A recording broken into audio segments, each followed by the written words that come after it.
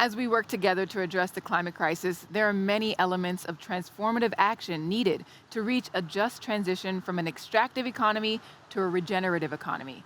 To achieve certain global decarbonization goals, we must pay attention to the lives and livelihoods of billions of people who live in communities dependent on marine biodiversity and overall ocean health.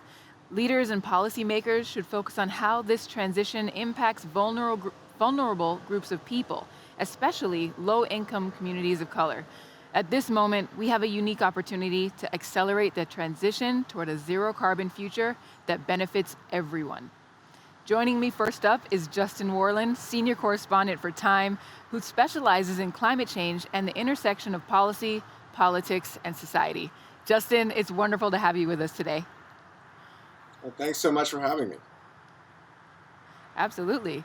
So now more than ever, many recognize the importance of climate justice and the need for real climate action. Can you share some specific examples of ocean justice from your recent reporting?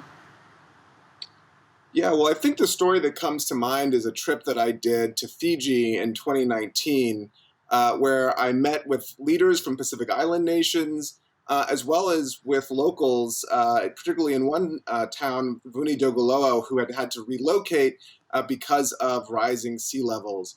And what was really most striking, I think, about this trip is that we're talking about places where people have lived in harmony with the ocean for as long as these towns and places have existed. They've lived in harmony. They've relied on the ocean for sustenance. It's a part of culture in these places. And as a result of things that are happening that are largely totally out of their control, actions of people in the global north burning fossil fuels, that way of life is now under threat. And so it's a real prime example of climate justice hitting ocean communities. And I know this summit is focused largely on Europe. And so I just want to bring up, after I got back from Fiji, I had a conversation with one of the vice presidents in the German Bundestag about her trip to Fiji as well, and to that same village. And she talked about being moved to tears, visiting and seeing just the devastation in the abandoned village, and how that prompted her to lead, to push for more development funding for places like this. And so I think we need to understand that justice, climate justice story, and I think it'll inspire further action. Absolutely. Excellent points, Justin. So, could you also share more insight about the intersection of policy and real life? Yeah, this is a huge focus of my reporting. I mean, it's often that we talk about climate in terms of, carbon concentrations. We talk about things like, what is the carbon price, et cetera, things that are really arcane to most people. And it's really important to tie that back to real life, to real people. And that's what I try to do in my reporting. But I think it's important, in any context for anybody who works in this field. And oceans are a prime way to do that. As I was saying about Fiji, and the Pacific Islands, this is a place where people are really on the front lines and seeing these things that are happening now to them, but they're going to happen in different ways, of course, but they're going to happen to everyone. And so that's a great way to tell that story. Definitely. Stories from the front lines. Now, what are some strategies policymakers can implement to effectively address climate justice? I think the big thing that I always hear is engage with the local communities. And I think there are two really important reasons for that. One, if you're talking about communities, frontline communities that are facing climate or environmental justice concerns, you need to really understand what's going on the ground to try to fix that. So you need to talk to the communities to understand that. But there's a second key component too, which is if you engage with those communities, you're going to be much better. It's going to be much easier to build the political momentum to actually accomplish policy and make it sustainable, because you'll have that political support from these constituents. And so I just say over and over, when it comes to climate justice, environmental justice, engage with local communities. Yes. Well, great points, Justin. And it certainly proves that we need more reporters like yourself out in the field, bringing these stories to the forefront so that our policymakers in the global north really can understand the implications of climate justice. Thank you very much for your time today, Justin. And I look forward to reading more of your brilliant reporting in the near future. Thank you. Now, I would like to introduce the chairman of the European Roundtable for Industry, Carl-Henric Svanberg. Carl-Henric, thanks for joining us. I hear that you and your family are avid sailors. What initially forged your connection to the ocean? Well, thanks for inviting me here. I was born in the very north of Sweden, north of the Arctic Circle, and spent my first 20 years up in the mountains, an awful lot. And that led me later to the interest in sailing. You see the same exposure to nature and the fantastic side of our planet. I love what Justin said when he talked about Fiji, because here's a people that forever have lived in harmony with nature and are exposed to troubles that we have caused in other places. And when I've sailed also, I've sailed in Fiji, but we've also been up in like Southeast Asia, where there's so much populations and you see the devastation there. And even if it looks pristine and nice on photographs, if you jump in the water in Bali or Borneo or someplace, you will soon swim into a plastic bag or some trash. And it's just time to do something. It definitely is time to do something. No one likes swimming in the ocean with plastic. So, how does the European Roundtable for Industry plan to lead in the 2030 SDG goals and the Green Deal targets? Well, this is an organization that gathers the 60 biggest companies of Europe. And we are there to give our best advice on how Europe should go forward in harmony with the planet and being competitive. And we are setting very concrete goals for us. If I take the own company that I'm chairman for, Volvo, we're saying by 2050 we need to have all fossil-free transportation. That means it has to be there in 2040 because the trucks they continue for 10 years. That means we need to be halfway by 2030. That's 9 years away. It starts to be very practical and real. And we are totally, everyone in the roundtable is totally behind the green transition and making it happen. It's somebody needs to speak up for the oceans now. Yes, they do. So, do you think industry welcomes better ocean governance and will invest in the recovery and regeneration of coastal communities and sensitive ecosystems that have been damaged in the past by industrial activities? Well, absolutely. If you, the thing is that so not everyone is out in the oceans. Not everybody sees it. But when you do, you realize it's time to do something. I know that Ursula von der Leyen will be with us, the president of Europe, here in a few minutes, and you will see how she also steps up for the oceans. If you are in industrial manufacture, you will depend on products coming in, raw material coming in, and finished product being shipped out. And unless you sell it in your own country, it's going to be shipped or sometimes air freighted. So we have Maersk in the European Roundtable educating us on supply chains and ocean trafficking. We have Airbus on air freight. So there is a total commitment that we have to find a way where we live in harmony with the nature that we can save for many, many generations. Yes, and in the recent European Roundtable paper, Making the Most of Europe's Climate Leadership, it mentions a global level playing field. It's needed in a just transition to reach our climate targets. How can industry level the playing field for nature? And what do you think about the concept of giving nature and the ocean legal rights? Well, to give the ocean legal rights is absolutely key. Every piece of land in this world is owned by a country or a company or a private individual that cares about it. Nobody owns the ocean, it's everybody's. But that means that it doesn't have a voting right. We are living with level playing fields in everything we do when we speak up for it when it comes to competition, that nobody's giving rights that takes advantage of somebody else. That concept is very close to home for us. And of course we are behind, as I said, to make sure we do our part now in getting it right with the oceans.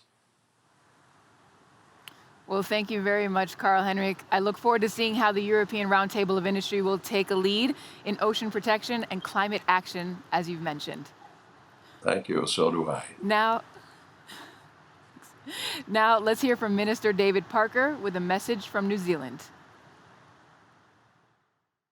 The Pacific region, which I'm from, 96% of the area of this part of the planet is water. And we're facing some pretty considerable challenges, not just there, but elsewhere. There are so many different challenges, from plastic waste, occasional container floating around that you don't want to hit when you're coming out this way.